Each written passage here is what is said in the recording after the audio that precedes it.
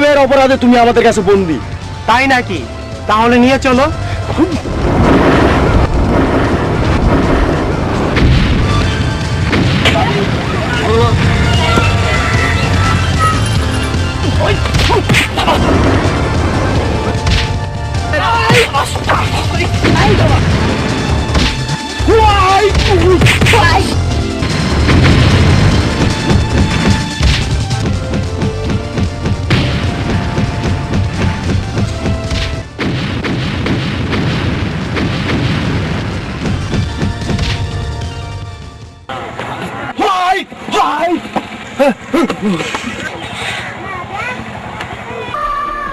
এই তোমার তো কিছু হয়নি?